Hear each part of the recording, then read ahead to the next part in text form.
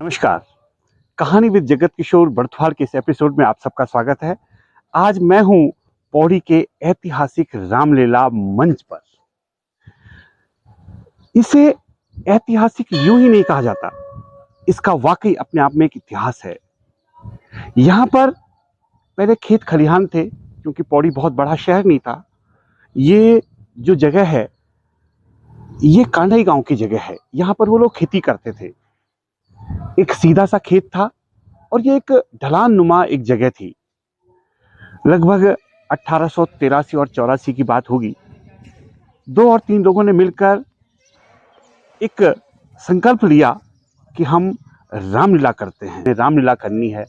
तो उन्होंने इन खेतों का चयन किया, क्योंकि यहाँ पर उन्हें बैठने के लिए कोई ऐसी जगह चाहिए थी जिसमें बहुत सारे लोग आ सके और देख सके। स्वाभाविक तौर पर ये जगह, ये एक तरफ ढलान थी और एक तरफ सीधे खेत थे। 2-3 खेत थे, बढ़िया से खेत थे। उन्होंने इन्हीं खेतों में दरी बिछाकर, जो भी उस समय रहा होगा वो बिछाकर, और 1883 और 84 आप लगाइए, कम से कम आज से 142 साल पहले उन्होंने मन बनाया और उन्होंने रामलीला का नौटंकी के रूप में हल्का यहाँ पर मंचन भी किया। तब इसे कांडई गांव की रामलीला का नाम दिया गया। लेकिन इसकी जो असल शुरुआत है वो 1897 में हुई, जब इसे वाकई रामलीला का नाम दिया गया और उसे कांडई गांव की रामलीला कहा गया। 1 और 2 दिन की रामलीला, फिर इसी जगह एक हल्का सा व्यवस्था बनाकर रामलीला का आयोजन हुआ। ये जो 1897 में रामलीला हुई, उस रामलीला को आगे बढ़ाया गया। उसी तरह जैसे होती है हल्की फुल्की 1 और 2 दिन का मनोरंजन, यहां पर इस जगह पर किया गया। उसी समय इस पूरे क्षेत्र में एक प्रख्यात स्वतंत्रता सेनानी हुए कोतवाल सिंह नेगी जी, जिनकी अब भूमि कही जाती है कि शायद ये भूमि उन्हीं की रही होगी। उन्होंने एक मन बनाया कि यह स्थान इतना दिव्य है और हमें मनोरंजन के लिए एक मंच की भी आवश्यकता है। तो उन्होंने अपने गांव से, अपने परिवार से बातें कर इस पूरी भूमि को रामलीला कमेटी को सौंपने का कार्य किया और उसके बाद यह भूमि रामलीला कमेटी की भूमि कहलाई गई। 1906 में बहुत सारे इस शहर के जो संस्कृत से जुड़े लोग थे वो इकट्ठा हुए और उन्होंने जो रामलीला कांडई गांव की थी उसको वृहद स्वरूप देना शुरू किया। और इस मंच पर जो एक दरी बिछाकर कुछ धोतियों के सहारे बनता था, उसे वृहद स्वरूप देना शुरू किया। इस मंच का जो असल कथा शुरू होती है, ऐतिहासिक पन शुरू होता है, वो 1906 से प्रारंभ होता है, जब इसे रामलीला मैदान कहा गया और साथ ही साथ इसे पौड़ी रामलीला का नाम दिया गया। समय बीता, रामलीला चलती रही, लोग यहां पे जुटने लगे, क्योंकि मनोरंजन के बहुत ज्यादा साधन नहीं थे। एक खेत था, उस खेत में किसी तरह व्यवस्था कर, कुछ लकड़ियां इकट्ठा कर, कुछ बांस के डंडों से एक मंच बनाया जाने लगा। लाइट थी नहीं। कहा जाता है कि जो चिल्ले होते हैं, जो आपने सुना होगा चिल्ले होते हैं, उन चिल्लों को जलाकर रोशनी की जाती थी। बहुत सुदूर गांव से लोग इकट्ठा होने लगे। पहले पौड़ी के लोग आए, फिर पौड़ी के आसपास जो नौगांव क्षेत्र है वो लोग इकट्ठा होने लगे। ये जो ढलान है, इस ढलान पर जो खेती होती थी वो खत्म हो गई और ये ढलान एक मंच का रूप, एक दर्शक दीर्घा का रूप लेने लगी। एक समय आया जब इस पहाड़ों में बेगार आंदोलन शुरू हुआ। वो वर्ष 1920 और 24 का था। उस समय थोड़ा रामलीला मंचन में व्यवधान आया, लेकिन 1930 में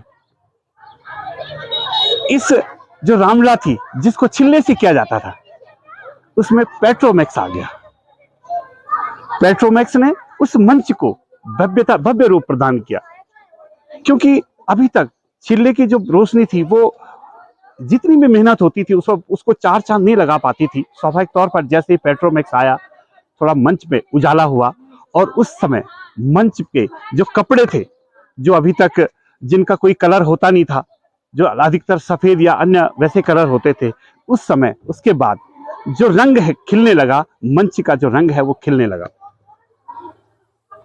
और मंच भी धीरे धीरे, जो अभी तक नीचे दर्री में बिछाकर मंच होता था, उसकी ऊंचाई धीरे धीरे बढ़ने लगी, क्योंकि लोगों की संख्या बढ़ने लगी, सहयोगी भी जुटने लगे। स्वाभाविक तौर पर पौड़ी रामलीला का जो मंचन है वो आगे बढ़ने लगा। पौड़ी रामलीला का जो मंच है उसकी शुरुआत होती है, वो खेत थे बेसिकली, कांडा गांव के खेत थे वो शुरुआत में, 90s की शुरुआत में। तो तब बड़ा विकट परिस्थितियां होती थी उस मंच को बनाने के लिए, क्योंकि वो समतल खेत थे, उसमें कुछ था नहीं, कोई स्ट्रक्चर था नहीं, तो वो लकड़ियों से, बल्ली और लकड़ियों की सहायता से, तख्तों की सहायता से बनाया जाता था। और तमाम कहीं से कनातें जोड़ करके, कहीं से दरिया जोड़ करके, कहीं से कपड़े जोड़ करके उस मंच को बनाया जाता था। और उस मंच को शुरुआती तौर पे एक, जैसे एक हमारे जो सामान्य रंग जो तत्कालीन परिवेश में जो भी उपलब्ध चीजें थी उनके हिसाब से उसे बनाया जाता था। 70 के दशक के आसपास जो है उसको थोड़ा सा, उसमें थोड़ा रंगीनियत आई, थोड़ा उसे रंगीन कपड़ों से, रंगीन चीजों से, तो तब भी लेकिन वो होता वो कलेक्टिव ही था। कहीं से किसी से कुछ मांग के, किसी से कुछ मांग के, कहीं से लकड़ियां आती थी, कहीं से बल्लियां आती थी, कहीं से तख्ते आते थे, कहीं से पाइप आते थे, फिर उनको जोड़ जाड़ करके बनाया जाता था। और तमाम फिर उसी ढंग से आगे तरफ से दो तरफ कनातें लगती थी, फिर कनातों से खींच करके ये साज सज्जा के जो कक्ष होते थे वो कक्ष भी कनातों से ही, कपड़े से बनाए जाते थे, टाट पट्टियों से पीछे की तरफ बनाए जाते थे वो खींच खाच के। और दाईं तरफ इधर 2-3 दुकानों का एक और स्ट्रक्चर बनाया जाता था, एक चाय की दुकान, मूंगफली की दुकान और पान वगैरह की दुकान। तो एक बड़ा लंबा स्ट्रक्चर बनता था उस दौर में। वो अब चीजें बिल्कुल विलुप्त हो गई हैं। बाकायदा उसका टेंडर पर तो वो बोली होती थी, बोली लगाई जाती थी, लोग इकट्ठा होते थे, उन दुकानों की बोली होती थी। एक बड़ा सुंदर एक समागम जो होता था, एक सामूहिक रूप से, एक सामूहिक चेतना का कार्यक्रम था। और बहुत सारे लोग, कोई अपनी दरी देता था, कोई घरों से धोतियां, जो हमारी सूती धोतियां होती थी, उन सूती धोतियों को देते थे। वो सब रामलीला के काम आती थी और वो मंच के काम आती थी, क्योंकि वो लंबी धोतियों से एक पट्टी नुमा उसको बाहर की तरफ एक शेप दिया जाता था। और फिर धीरे धीरे 70 के दशक के बाद जब हम रामलीला से जुड़े, तो फिर मैं भगवंत, क्योंकि इस मंच की व्यवस्था को भगवंत सिंह नेगी जी करते थे, वही इसके एक्सपर्ट थे, तो मैं मंच की व्यवस्था में ही रामलीला में जुड़ा शुरुआत में, और मंच के ही कामों में मैं रहा। फिर 80 के दशक में मैं मंच में सीधा जुड़ा, क्योंकि भगवंत चाय जी काफ़ी बुजुर्ग हो चुके थे। तब मैं मंच निर्माण में, मेरे को मतलब एक किस्म से वो उत्तरदायित्व मैंने निभाया उसके बाद। और ये लगभग 93 94 90 हाँ 93 तक शायद, फिर हम लोग लकड़ी के स्ट्रक्चर से उसी प्रकार, हाँ मुझे ठीक याद है, ये 90 इसी के आसपास हमने लकड़ी से ही, बल्लियों से, लकड़ी के फ्रेम से पूरा स्ट्रक्चर बनाया जाता था। क्योंकि वहाँ पर तब एक सीमेंट के थुम्बा होता था, उसी सीमेंट के थुम्बे में हम फिर वो बल्लियाँ लगा करके और उस मंच को बनाते थे। बड़ा भव्य, वो बड़ा सुंदर एक मंदिर टाइप का, एक समझिए उसको, एक मंदिर का सा शेप दिया जाता था। वो ऊपर से युक्ति कोना करके सारे कपड़ों से, फिर उसमें फ्लैग व्लैग लगा करके उसको, उसके जो बाहर का बॉर्डर था वो दिनेश बडूनी जी ने बनाया था शुरुआत में, मतलब 80s के आसपास में। तो बड़ा सुंदर, बड़ा भव्य मंच बनता था वो, लेकिन मेहनत बहुत लगती थी, बहुत लोगों का सामूहिक, मतलब एक कम से कम 25 30 40 लोग चाहिए होते थे एक मंच बनाने के लिए। और धीरे धीरे फिर 94 95 के आसपास जब ये नया वाला मंच बनना शुरू हुआ, उसके बाद ये जो हमारी मानवीय श्रम था, वो मानवीय श्रम कम होता गया धीरे धीरे। और लेकिन उसका एक बैड इफेक्ट ये हुआ कि जो रामलीला के हमारे पुराने कई सीन्स थे वो अब इस मंच में नहीं हो पाते, वो खत्म हो गए। ये एक बड़ा ड्रॉबैक हुआ कि जो उस, क्योंकि वो एक पैमाने के हिसाब से एक बनता था, वो वी शेप्ड होता था मंच, पीछे की तरफ वो सकरा होता था, आगे चौड़ा होता था। तो उसके हिसाब से उसके कई ऐसे सीन थे हमारे पौड़ी रामलीला में, जो मूवमेंट वाले सीन होते थे, वो अब खत्म हो गए। वो इस मंच के बनने से वो चीजें नहीं हो पाती वहाँ पे। तो ये बड़ा एक हमारा लॉस हुआ इस नए मंच के बनने से, वो चीजें अब खत्म हुई। और अब ये नया मंच जो अब आपके सामने है, ये भी धीरे धीरे तकनीक के साथ आगे बढ़ रहा है। 1943 का समय आया, क्योंकि इससे पहले जो रामलीला थी वो केवल 7 दिन की होती थी, 6 और 7 दिन की होती थी। लेकिन 1943 में एक परिवर्तन आया, जब रामलीला को, जिसका कोई समय नहीं था, नियत समय नहीं था, उसे नवरात्रों में करने का प्रावधान किया गया। और साथ ही साथ उस रामलीला को 9 दिन का करने के साथ साथ उसमें दशहरे के दिन पहली बार रावण वध भी दिखाया जाने लगा। स्वाभाविक तौर पर इस मंच की जो लंबाई चौड़ाई थी वो भी बढ़ने लगी। जो अभी तक एक ऊंचाई ले नहीं पाया था, वो धीरे धीरे 1943 तक आते आते ये एक भव्य रूप लेने लगा और पौड़ी की रामलीला ख्याति अर्जित करने लगी। इस पूरे क्षेत्र में रामलीला तो शुरू हो गई थी, लेकिन पूरे क्षेत्र के लोग पौड़ी रामलीला को और साथ ही साथ मनोरंजन का वृहद साधन भी होने लगा, क्योंकि अब तक रामलीला नौटंकी स्वरूप में होती थी।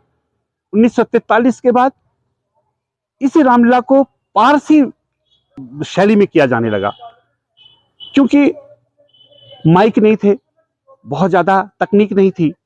स्वाभाविक तौर पर रामलीला करने के लिए उन कलाकारों का चयन किया जाता था कि जिनकी आवाज बहुत तेज होती थी। कहा यह भी जाता है उस समय के जो कलाकार थे वो जब इस मंच पर, इस जगह पर जब वो अपनी आवाज में कोई रामलीला का कोई दोहा गाते थे या कोई गीत गाते थे, उसे वो कंडोरिया तक के लोग उसको सुन लेते थे।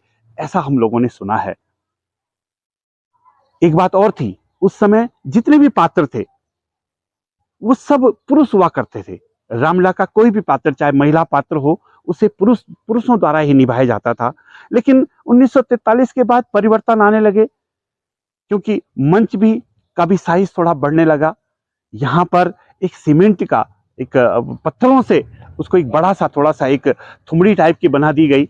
उसकी ऊंचाई बढ़ी, उस पे पोल लगने लगे, उसका जो स्वरूप था वो एक मंदिर नुमा उसको दे दिया जाने लगा। आज का जो मंच है खूबसूरत ये भी है, लेकिन तब का जो मंच था उसकी वाकई, क्योंकि उससे पहले लोगों ने बहुत ज्यादा मंच देखे नहीं थे, तो उसकी जो दिव्यता थी, खूबसूरती थी, वो अपने आप में प्रभावित करने वाली थी। 1947 में कहा जाता है कि भारत आजाद हुआ। पहला समय था जब लोगों ने आजादी का वो पर्व महसूस किया, और वो इस मंच पर महसूस किया। मैंने कहा इस मंच को यूं ही ऐतिहासिक नहीं कहा जाता। इस मंच पर जब रामलीला का मंच सजा, उस मंच के एक कोने पर नेताजी सुभाष चंद्र बोस की बड़ी सी फोटो लगा दी गई। उससे महसूस हुआ कि हाँ, हमारे आंदोलनकारियों ने, हमारे स्वतंत्रता संग्राम सेनानियों ने कितनी मेहनत के बाद अपने भारत को आजाद किया है। उसकी झलक इस रामलीला के ऐतिहासिक मंच पर भी देखने को मिली। एक परिवर्तन आया 1952 में, या हम कह सकते हैं 1959 में पौड़ी का विद्युतीकरण हुआ। पौड़ी का विद्युतीकरण होने का मतलब था उसकी जो सबसे पहली झलक दिखनी थी, जो पूरे आसपास के क्षेत्र ने देखनी थी, वो इसी मंच पर दिखी। पहली बार रामलीला के इस मंच पर विद्युत व्यवस्था की गई। इसकी चकाचौंध को पूरे क्षेत्र ने देखा, क्योंकि अपने आप में अद्भुत इस मंच ने अपने दिव्य दर्शन लोगों को दिए थे। गांवों के लोगों में एक उत्सुकता थी, क्योंकि वो लालटेन लेकर आते थे और रात भर इस मंच पर बैठते थे, इस जगह पर बैठते थे, क्योंकि बहुत दूर क्षेत्र से लोग झुंड के झुंड आते थे। रात को गांव वापस नहीं जा पाते थे, तो रामलीला भी सुबह 4 बजे तक लगभग चलती थी। इस ढलान पर जब वो ऊपर बैठते थे, तब उस समय बैठने की व्यवस्था भी, एक तरफ महिलाएं एक तरफ पुरुष बैठते थे। धीरे धीरे ये मंच, इस जो रामलीला थी, इसकी ख्याति बढ़ती चली गई। 1980 के बाद इस मंच पर बहुत सारे बदलाव आए, नई नई तकनीक आई। जो संगीत है उसके जो गायक हैं उनको माइक मिला, साउंड सिस्टम का प्रयोग किया गया, और धीरे धीरे आने वाले समय में इस मंच ने बहुत कुछ ऐसा देखा कि जो समय के साथ आगे बढ़ता रहा। जो बहुत सारी जगह, पूरे हम उत्तराखंड की भी बात करें तो उसमें बहुत कुछ होता नहीं था, लेकिन इस मंच ने हर दिन जो नई टेक्निक है उसके साथ कदम से कदम मिलाकर चलने में कोई कोर कसर नहीं छोड़ी। और 1993 में ये जो मंच है, जो अभी तक बांस के डंडों से, कड़ी तख्तों से बनाया जाता था, या सीमेंट के से एक तुमड़ी बनाकर उस पे चलता था, या हाथ से धोती या कनात उससे बनता था, तब इसने एक विशाल मंच का रूप लिया, जो पक्का स्थायी यहाँ पर पौड़ी रामला को एक मंच मिला 1993 में। मंच मिलने के बाद इस मंच ने फिर पीछे मुड़कर नहीं देखा। समय बीता तो इस मंच पर नए जो लाइट्स हैं उनका प्रयोग किया गया। इस मंच ने कोरोना काल भी देखा, जब रामलीला हो नहीं पाई। उत्तराखंड जो राज्य आंदोलन हुआ 93-94, वो भी देखा, तब भी रामलीला नहीं हो पाई थी। लेकिन इस पौड़ी की इस मंच ने कभी अपनी गति को मंद नहीं पड़ने दिया। आज भी इसमें निरंतर परिवर्तन होते हैं। उत्तराखंड बनने के बाद जो मंच का एक केवल विशाल मंच था, उसके साथ साथ कमरे जोड़ने लगे। आज इस मंच पर अलग से मेकअप रूम भी है, ड्रेसिंग रूम भी है, एक बैठने का कक्ष भी है, आराम करने का कक्ष भी है, बहुत अतिथि कक्ष भी है, बहुत सारे कक्ष इस मंच पर हैं। एक परिवर्तन जरूर हुआ। सन 2002 में निर्णय लिया गया कि जो महिला पात्र हैं उसे महिलाएं निभाएंगी, और तब इस मंच ने अपनी जो ख्याति है उस पर 4 चांद लगा दिए। इससे पहले जो पात्र पुरुष पात्र महिला पात्र करते थे, उसमें जब महिलाएं स्वयं आने लगी तो इसकी जो दिव्यता है इस मंच के साथ साथ रामलीला की भी, वो दोनों बढ़ती चली गई। सन 2023 में इसे अभी तक केवल रामलीला मंच कहा जाता था। इसकी छत पर आप राम की मूर्ति देख रहे होंगे। 1923 में रामचंद्र जी उस मूर्ति के रूप में इस मंच पर साक्षात विराजमान हुए, और तब इससे जो रामलीला मैदान है उसका जो ये अपने आप में सफल होने लगा। आज इस वर्ष सियाराम का मंदिर भी बन चुका है। यह मंच पौड़ी का जो अपने ऐतिहासिक स्वरूप के लिए प्रसिद्ध है, स्वाभाविक तौर पर इस मंच ने बदलते बदलते इसकी यात्रा जो आज 142 साल की हो गई है, वो इसने पूरी कर ली है। इस मंच ने बहुत बड़े बड़े कलाकार दिए हैं। अगले एपिसोड में मैं आपको इस मंच से जुड़े बहुत सारे उन नामों से अवगत कराऊंगा जिन्होंने पौड़ी की रामलीला को जमीन से लेकर और आसमान तक की बुलंदियां तक पहुंचाया है। अगले एपिसोड में मिलते हैं, तब तक देखते रहिएगा कहानी विद जगत किशोर बड़थवाल। अगर मेरी ये कहानी आपको पसंद आई होगी तो कृपया लाइक, कमेंट और सब्सक्राइब करना न भूलिएगा। बहुत बहुत धन्यवाद।